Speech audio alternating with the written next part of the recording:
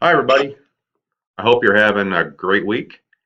This is Chapter 11, and it's the overview of the juvenile justice system in America. And I included this picture because we are trying to keep them, the kids, on the right path. Let's watch this video. Kind of illustrates what I just said.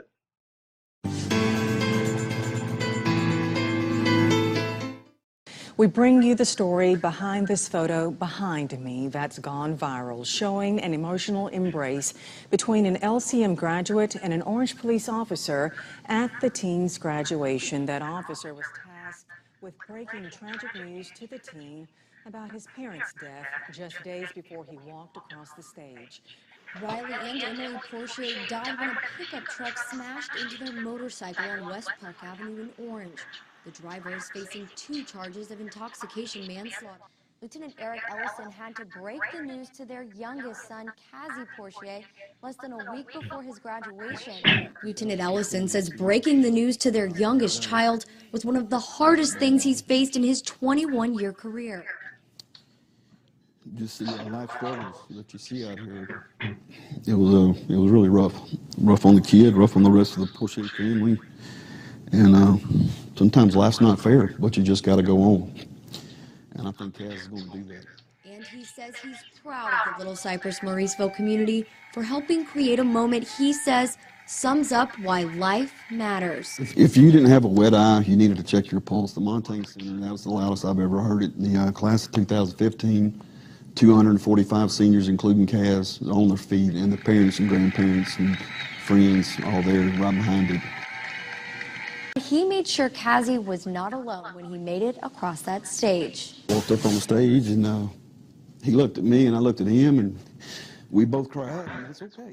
A powerful moment captured in these photos speaks for the tears shed by Lieutenant Eric Ellison. He broke the news to 18-year-old Cassie Portier that his parents died in a tragic crash less than a week before graduation. I said, you're going to walk, and your folks are going to have a front row seat in heaven watching you, and I'm going to be there. As soon as Cassie accepted his diploma, Lieutenant Ellison was there to be the first person to congratulate him. The audience erupted in cheers. That's how we keep them on the straight and narrow. That's how we keep them on the right path. We set an example.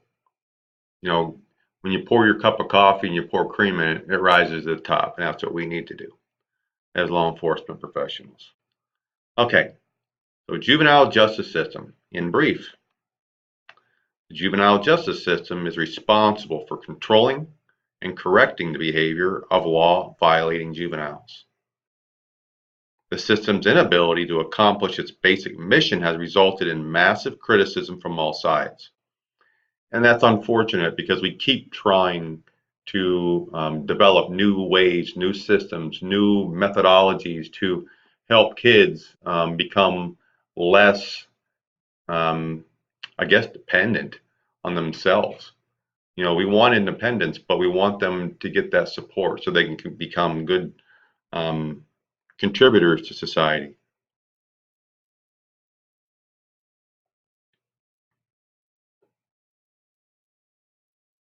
Every step forward begins with... All right, just give me a second. Maybe you have a dream to change the world, to create... America's criminal justice system has never treated all... I'm trying. To understand how we got here, we need to take a look at the evolution of the juvenile justice system.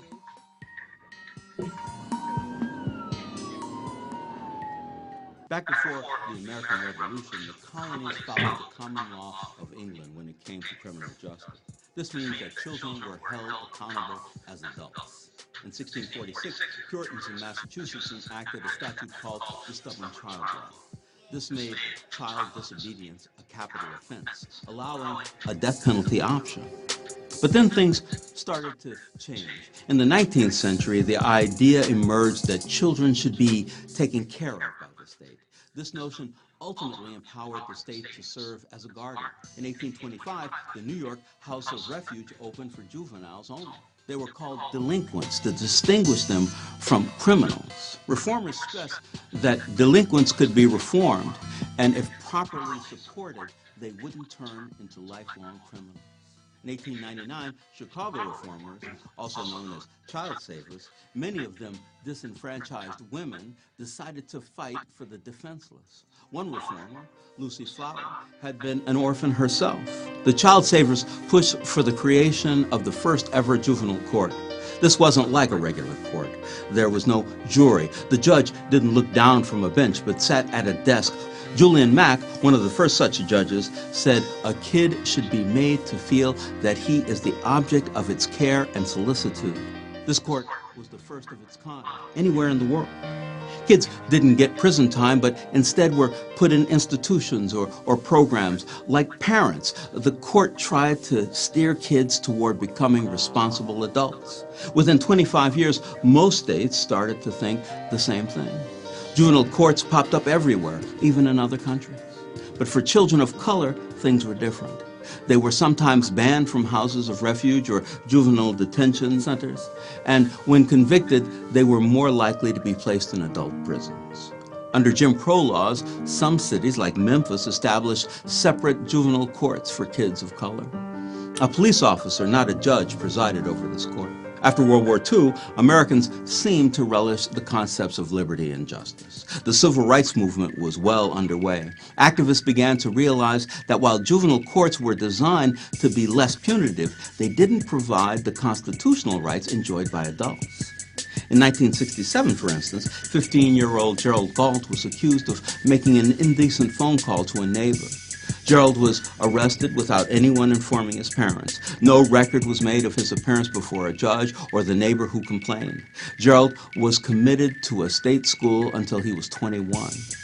An adult with the same charge might have received a $50 fine and 2 months incarceration. Crazy, isn't it? Gerald's parents brought his case to the Supreme Court. In 1967, that august body ruled that juveniles were entitled to due process. Then in the 70s, America started rethinking its criminal justice system.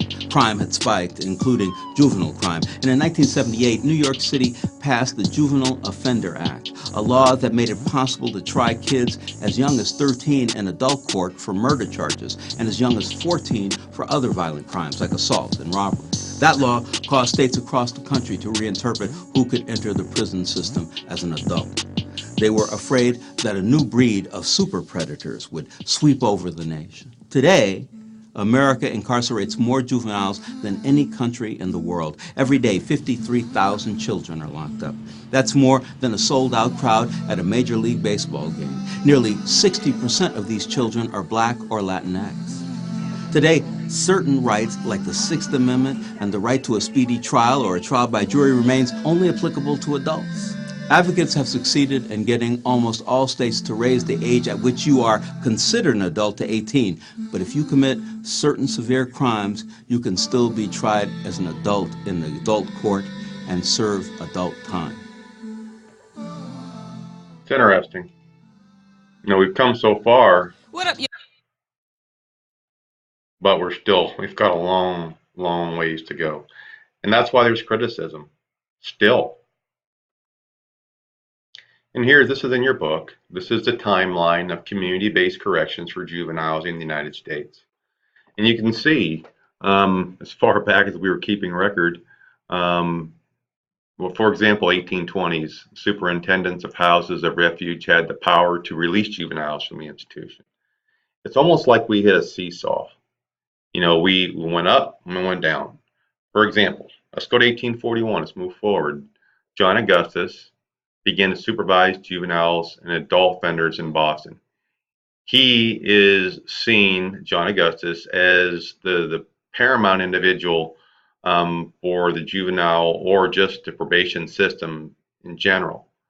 And here we go, 1825, 1854, the college system, which we've discussed, 1850s and 16s. They were called training schools, industrial schools, juvenile facilities. Well, let's jump up to 1890. Juvenile probation was established. But we went from 1841 to 1890. I mean, it took a while. And here we are, 2012 to present. Deinstitutionalization. The number of youths held in confinement has dropped. But we look, and I'm not going to get I'm not going to spill the beans too far in this lecture.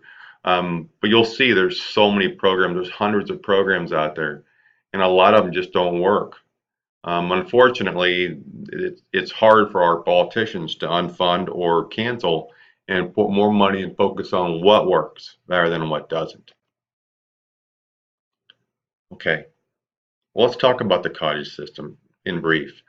The development of the cottage system and the construction of these juvenile institutions outside cities were two reforms of the mid-19th century. Basically, instead of prisons, we're going to put them in houses and groups, and we're going to train them, talk with them, talk about their victim impact. How do we reduce recidivism? 1854, 20 to 40 per cottage. Of course, now called training schools or industrial schools, these juvenile facilities were usually constructed outside cities. I apologize for that. Okay. The prevention of delinquency is certainly a desired goal. I think we'd all agree. There's 3 different levels of delinquency prevention that have been identified. So the first one, primary, is focused on modifying conditions in the physical and social environment that lead to delinquency. And as we've covered throughout this whole course, the 3 causations, 1 being genetic, 2 being environmental. It seems like primary focuses on the physical and social environment, thus environmental. So it's upholding that, the middle causation. Secondary, intervention in the lives of juveniles or groups identified as being circumstances that dispose them towards delinquency. Still environmental causation. So what predisposes a juvenile to become delinquent? We've argued genetic causation or predisposition, but we need to probably focus a greater attention on the environmental aspect because it seems to be paramount. Again, might be a good topic for your paper. Tertiary, okay, directed at the prevention of recidivism and takes place in traditional rehabilitation programs. So the third way we want to look at, how can we stop them? How can we re-educate them? How can we train them in trades? Can we give them counseling? And when they get out, do they have a stable home to go into? We can't put them back in the same situation. So that's the focus. Hitting the button. Hang on a second. There we go. So some promising prevention programs. Well, many of you are aware, the Big Brothers and Big Sisters of America. We have one in my city. I thought it was a great institution. Bully prevention programs. Functional family therapy. The Incredible Years, Parent, Teacher, and Child Training Series. Life Skills Training. Multi-Systematic Therapy. Nurse-Family Partnerships. Project Towards No Drug Abuse. Promoting Alternative Thinking Strategies. Midwestern Prevention Project. Multidimensional Treatment, Foster Care. There's a lot more. It's hundreds more than this. And as you go from community to community, state to state, they change. It's just my opinion that I wish that our current administration would look at what's working, what programs, what work, what don't. You know, I don't want people to lose their jobs, but you know, close certain programs and put that same money if you're spending into programs that are working, and laterally move people if possible, so they keep their job, they keep their focus, and perhaps keep their retirement too. But let's stop spreading all these programs around and let's narrow it down. That's my take. Okay, juvenile justice system in brief. So there are diversion programs. This picture is in your book as well. So we have drug courts. Drug courts work. They work for those who are looking for their first, sometimes second, chance to become drug-free and stop using and possessing drugs. And youth courts. I used to not enjoy, perhaps that's not a better term, but I like to refer them to teen court. If the crime fit, if the opportunity fit, if the kid was remorseful and admitted the offense, on my probable cause affidavit, instead of checking arrest, I would check refer to teen court. And it was really interesting. So the teen would say get arrested for criminal mischief, usually a lesser charge, not high felonies, not normally anyways. And they would go in, they'd be tried by other juveniles who were remanded to teen court. So you'd have a juvenile who had already been there. They've already been tried. Now perhaps they're a judge. You have juveniles on the jury. You have a juvenile acting the role of the defense, a juvenile acting the role as the state attorney or DA. And they would take turns in these roles, kind of like a mock trial situation. But your case is real. So you would present your case. They would, obviously, you're found guilty because you admit to doing the offense when you go in. But there might be mitigating circumstances.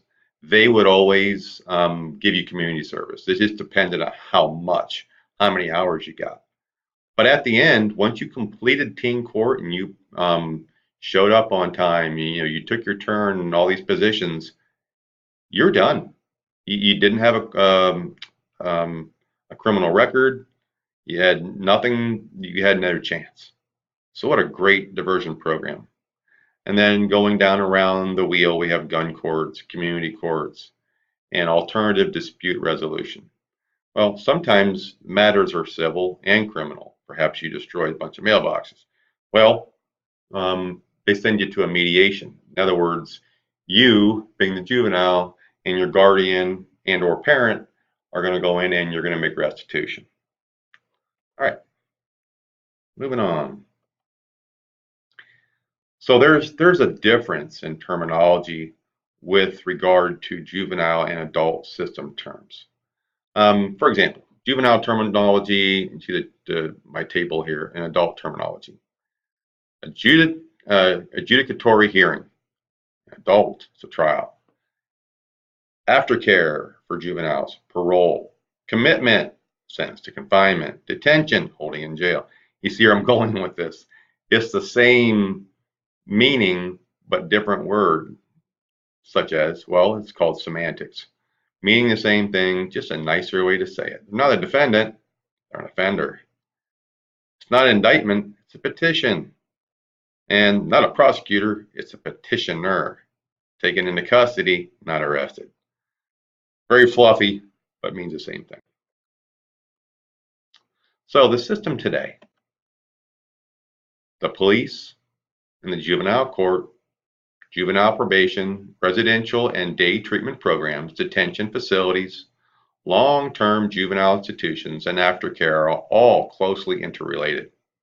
They all work together. They're all kind of like a web, a spider web, where they all kind of stick together, or a widget where the cogs inside all turn. It takes one cog to make the other cog work. So changes in one organization have definite consequences elsewhere within the system. So we can't go ahead and remove some of these programs because the widget would break down. The machine would stop working. Juvenile offenders often believe the system is too soft. Well, some are pretty hard. Some of these gangbangers, they scoff and they laugh because they think it's too soft. I'll be back on the street in no time. Of course, they start to realize that, yeah, you're back on the street this time. Next time, maybe not. The system caught up with you. All right, so expansion of restorative justice. This is what we need to do. How can we get this fixed? We need to look at how we can improve the restorative justice system, get them back on the right track. Increased use of technology. Technology is changing on a daily basis. Make it work to our advantage. The greater use of evidence-based practice, principles, and approaches. Well, just like I said about all these hundreds of programs, work smarter, not harder. Consolidate. So I ask you, what can you do? What do you think? Seriously, what do you think as a law enforcement professional, what can you do to make the system work better, to help curb the continuation of delinquency. It's always going to be, it's ever present. But how can we make it better? How can we decrease the numbers? Just think about that. Well, final thought. Let's watch this. So lose a lot. Thy armour was forged by a feeble-fingered... And we're forced to watch this. Your mum! Warren is hecklers love that. Goodness gracious. Down on Geico saves folks money. 15 minutes could save you 15% or more. There we All go. right, a sweet story many of you are searching and sharing on Facebook. A little boy's birthday almost turned into the worst day, but then he got the surprise of his life. His mother, Ashley Barati, joins me now via Skype from St. Cloud, Florida. Ashley, thanks so much for being here. No problem. So tell us what happened with little Glenn. It was his first birthday where he invited friends from his class. And since there were 16 kids in the class, I just sent in, I actually sent in 17 invitations and put my phone number for RSVP. Nobody got back to me, but my mom's like, don't worry, you know, you'll get a few of them that come anyway. And the day of the party, Glenn kept saying, how many minutes till my friends get here? How many minutes? And it got down to when they should have been there and nobody showed up. So then obviously Glenn was very upset, and you as his mom, you never want to see your kid upset because that is just an awful situation, especially on their birthday. So you decided to take it to Facebook. What did you post on Facebook? We have a local rants and raves group, and I just decided to vent. And I just put how sorry I felt for my son and how we had invited the whole class and only, you know, nobody showed up. And so that's when moms from the community decided that they were going to bring their kids to our house. And it just escalated from there. Yeah, and it did escalate, and the response was so overwhelming, right? You've gotten the support of the entire town basically now, and Glenn's birthday turned into something awful, it seemed in the beginning, to something so incredible and awesome and supportive for Glenn.